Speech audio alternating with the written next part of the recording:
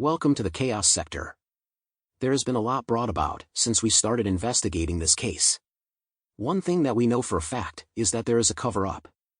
That alone allows various theories to be thrown onto the wall. Some bounce off, while others stick for a while, then bounce off as well. Let's see if there's enough adhesive to make this stick. Okay, let's just go ahead and address it now, to get it out the way. Some guy named Joseph Morris is the one who leaked the audio of what is assumed to be the attacks upon the housemates. Now he has been also debunked, but not so fast, my friends. First of all, Joseph Morris claimed one of the residents from next door gave him that audio. You may ask yourself, why would they do that, right? Well, why would the Linda Lane surveillance be leaked? Why would a screenshot from the next door neighbor's surveillance be leaked? We've all seen it. Nobody can claim it's fake footage, because it's physically the same locations. Now if that was leaked, why wouldn't audio be leaked? That's the first point, to balance your brain out a bit, so you don't get lost out here. It's a jungle. Second, like mentioned prior, the key to that audio is a black male is heard, based on voice analysis. Third, there are multiple people in that audio. If I'm not mistaken, there were at least 4 people heard. And fourth, I think it's safe to say that everything that has been so-called debunked needs to be re-evaluated. Here is the moment of truth, my friends. Viewer discretion is advised, if you believe this is real, of course.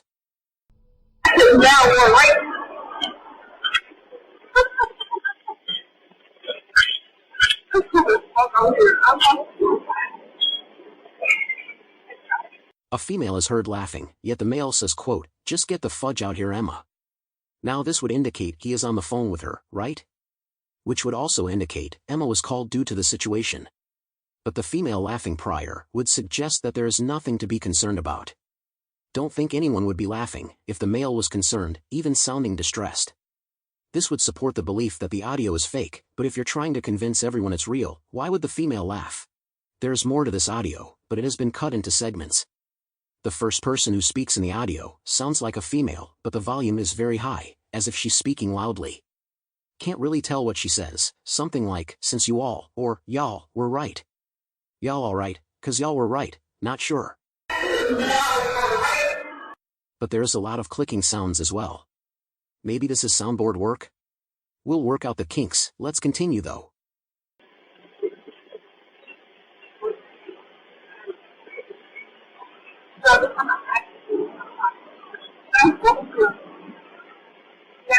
Try to decipher what the female stated, which it sounds like she says, quote, "set up from," or "started from," but can't really tell. Maybe she says, quote, "started from a package," referencing drug trafficking.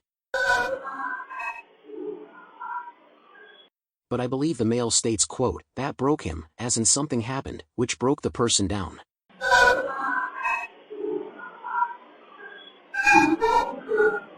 Now it sounds like there are 2 people, a female, a male, and Emma Bonnie Bailey on the phone. Also, the initial female who was speaking loudly.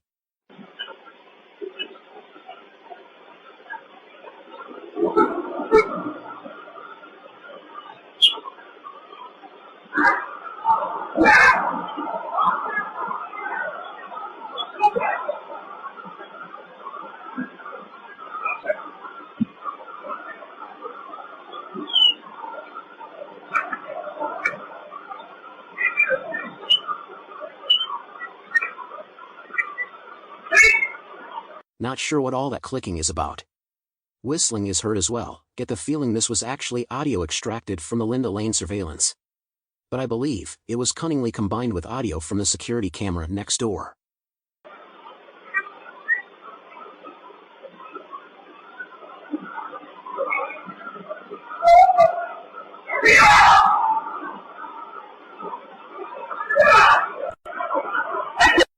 Now this audio from Joseph Morris was deemed fake, and someone even showed how you can add audio filters to it, making it sound authentic. But we always focus on the things others don't see or hear. For instance, the male in the audio mentioning Bonnie's name, or Emma. If this were fake audio, then once again, this person who is faking audio has injected her into this setting. The same with Dodd. This would be 2 sources of possible evidence that places Emma at that home. If they are all lying, do they have something against Emma? Because they are essentially pointing the finger at her, and even Demetrius. Also, he would be suggesting that a male who stayed next door knew Emma, right? Let's listen to that portion again. Hold on, my friend, there is something I just detected. There is an altercation. Here's my take of this audio. The audio seems to be real, you have to listen to what's happening aside from the primary voices heard. In the background, there is obviously a confrontation. Based on the anxiety level, there is a group of individuals at the victim's home, perhaps in the driveway. Listen to this, and tell me what you hear.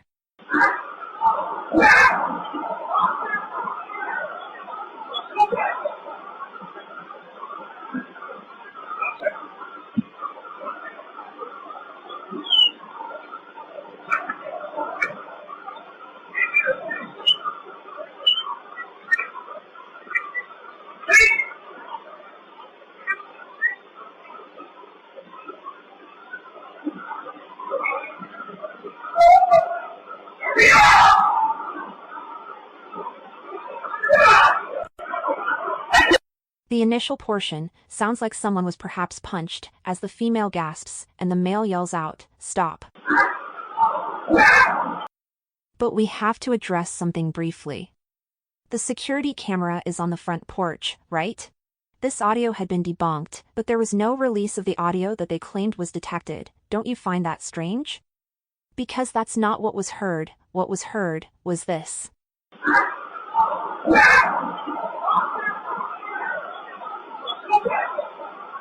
Yeah, let's address what the female says right after, because it's not clear. Based on a voice analysis, there is a black male who responds to her in saying either quote, "So what," or "For what?" It sounds like she says quote, "Hold back her hair." But then listening deeper, that may not be what was said. Whatever she said though, the black male is showing no concern for it.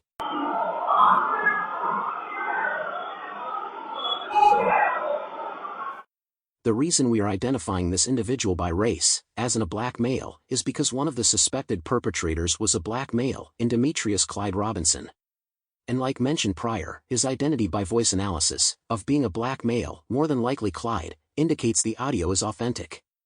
But I believe there has been some quote, narrating, over it, to take the sting out of what would be heard. You understand? Either he states, "So what," or "For what?" Let's listen again, to decipher what the female says in connection to his response.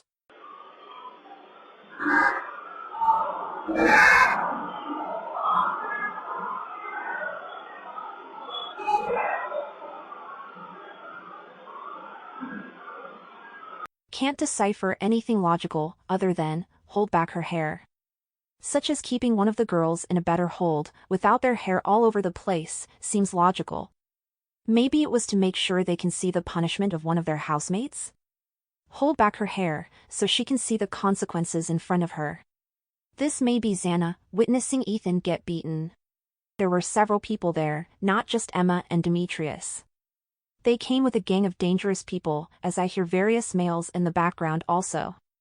Listen here, a male says quote, "We have problems here?"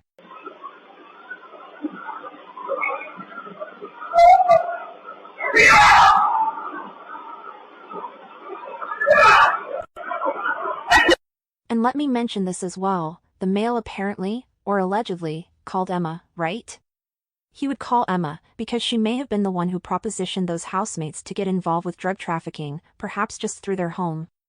She would be the one to negotiate things down, as we assume she was perhaps former friends with some of those housemates. It's logical that Emma at some point was cool with some of those housemates, if not all of them. The neighbors knew her as well, so she was called in attempts to stop what was going down. But she herself was involved. Maybe she didn't want anyone to get murdered, yet when drug profits are lost, the small fish have no authority when the big fish pay you a visit. Even the big bad wolf in Demetrius has to step down and take orders. That audio has been clipped and chopped up, and for good reason. This audio has been chopped up to conceal the males confronting those housemates, and more than likely Ethan was taken out first. A male states, "We have problems here?" This sounds like a cartel member in my opinion, who had came to that home to quote, resolve the problems. Perhaps he flashed a gun, or even a machete.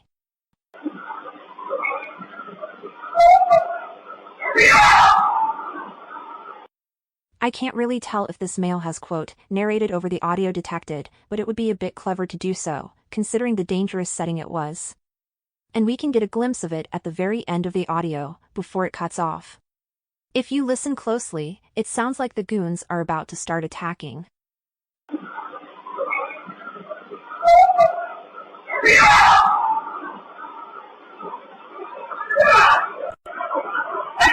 Yeah, just when it sounded like it became violent, as the male yells, it cuts off. That may be the most revealing evidence, which of course proves the audio is from that night. A form of damage control, technically. Is this Joseph Morris, trying to leak evidence out, but in a very nefarious manner? That sounds about right. Leak the audio, but inject yourself into it through audio filtering, making it appear to be fake altogether, but providing the evidence of attacks at the same time. In my analysis, there almost seems to be two different scenarios compiled together. Morris could have added audio, matching it with the real audio, which creates the perception that the actual audio from that security camera is fake. You understand? But the needle in the haystack spotted was the black male's voice heard, and Emma's name mentioned. This indicates the audio is real, but we can suggest there was a quote, narration, over that audio. Like voice masking? This was also done in the audio from the party footage in the Kanika Jenkins case. They shifted certain portions of audio to match certain portions of video, concealing when something had occurred. In this audio from the security camera, it's obvious audio has been cut out, because we hear the clips of particular segments being played.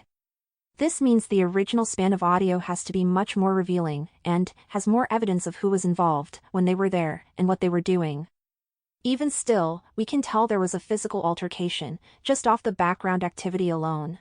Who knows, the male yelling throughout could be one of those housemates next door. We can't confirm either way. But a male saying, quote, "We have a problem here," suggests an issue needed to be resolved. This person gives off the impression they are in control, someone who has the status to resolve an issue. Perhaps a mid-ranking or high-ranking member of a drug cartel sent in to deal with the problem. Don't think Morris had the ability to fake that in the audio, right? Now, let's go back to someone who has claimed something about Emma Bonnie Bailey.